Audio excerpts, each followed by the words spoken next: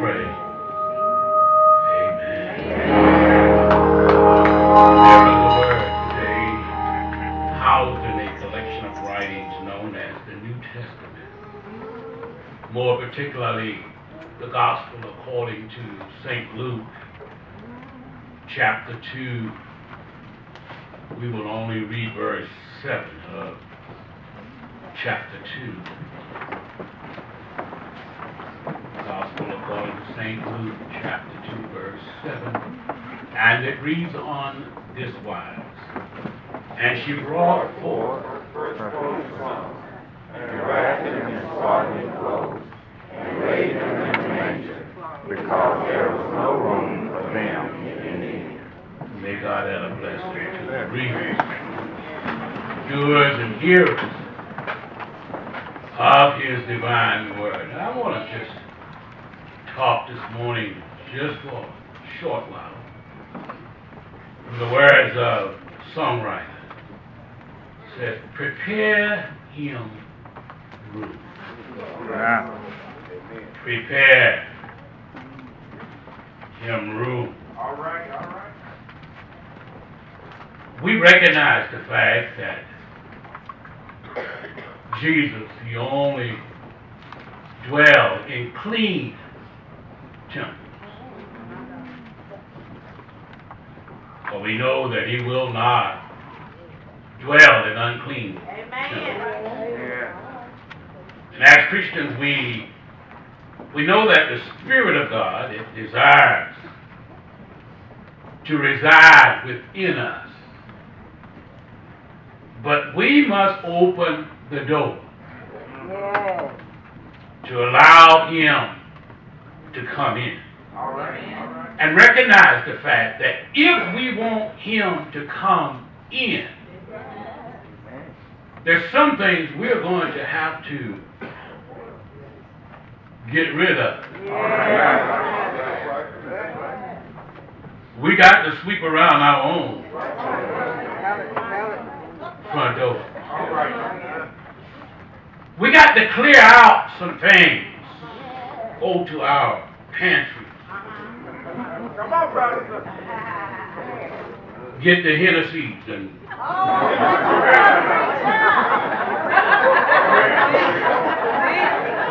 move all of them out of the house. Get the Patron. Break the bar. Get the tequila. All of the vodka. As my father-in-law would say, get the 80 proof.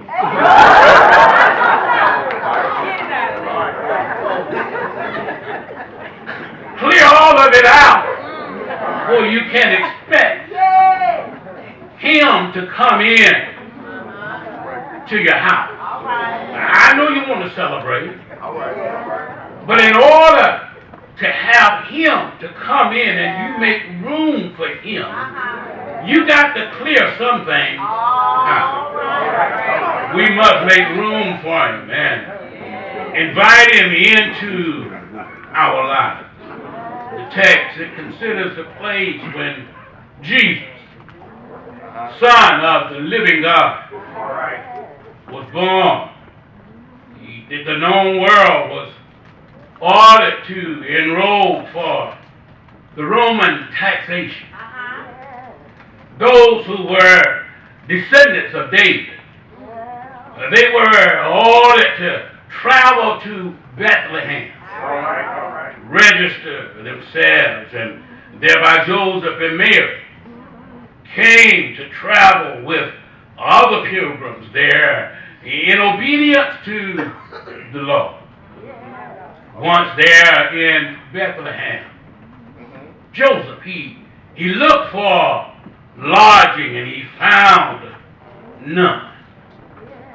In each instance, he was told that there was no room because the city was filled with travelers looking for a place to stay.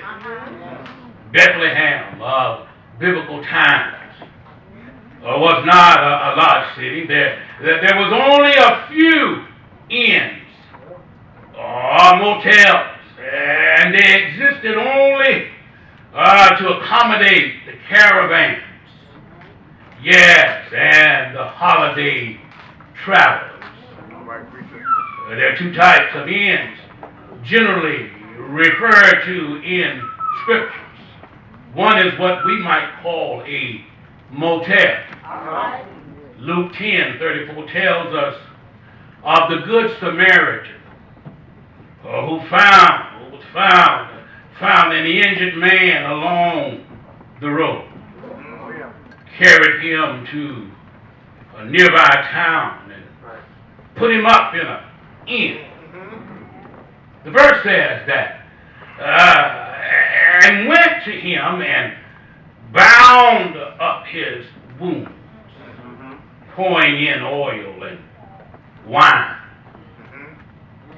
and set him on his own beast, brought him to an inn, and took care of him.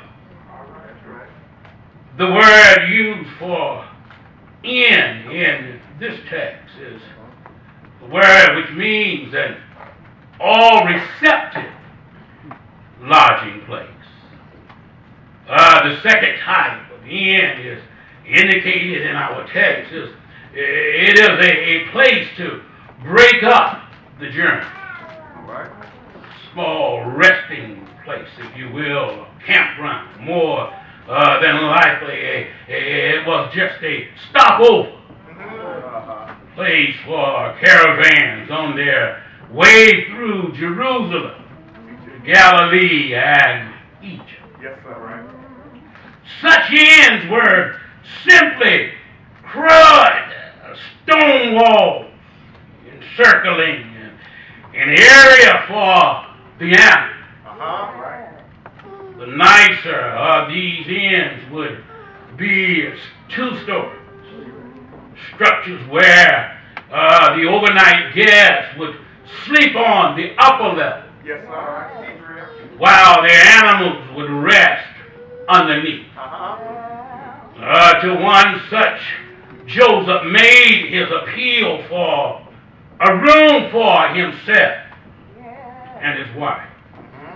He heard the disappointing words, "There is no room here at the inn." I just ask you today, church, do you have room for Jesus? Can you make room for him? Can you move out some things so he can come in and abode with you? My brothers and sisters, we must consider that Christmas season, it celebrates the birth of the Christ child. And not only does it celebrate it, meaning that God is coming to be with us, ready or not, here he comes. So we celebrate, and we should make room for him. Lyric from Joy to the World says, "Let every heart prepare him room." And that be our desire today, church, is to prepare room for Jesus this Christmas. Yeah, it is perfectly acceptable to join in the festivities surrounding Christmas, but be sure to make room for Jesus.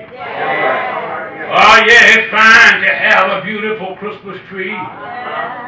Yes, with all of the lights decorated with pretty candy canes. But we don't want to have Christmas without Jesus. It is exciting to have tables full of food. Some of the best cakes and pies in this world.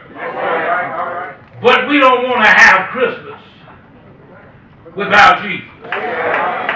Yes, it is an enriching, encircling, and enriching experience to exchange gifts and expressions of love. But we don't want to have Christmas without Jesus. Christmas without Jesus is like a brand new car with no gas. Christmas without Jesus, like having a cake made with no sugar. Christmas without Jesus, like a brand new toy, but the batteries are not included. Christmas without Jesus is like a cell phone.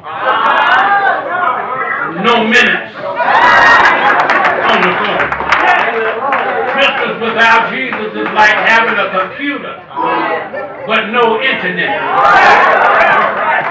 Christmas without Jesus is like having a coffee pot. No coffee. Christmas without Jesus is like having a magazine and there are no pictures on the page. So let every heart prepare him room. Because when he comes, he will comfort our sorrow. And he will assure us in our difficulties. He'll strengthen us in our weakness. And encourage us in our trials. He'll direct us in our decisions. And he'll help us in our duties. He'll anoint us in our ministries. And he'll defend us in our battles. I want to know today, is there anybody here willing to make room for Jesus on his way to our lives? He stopped down in Bethlehem and made a stopover in Nazareth. He stopped by a place called Calvary. Spent 3 days and nights down there on his way to our lives. He died. Anybody know he died? But early, I wish I had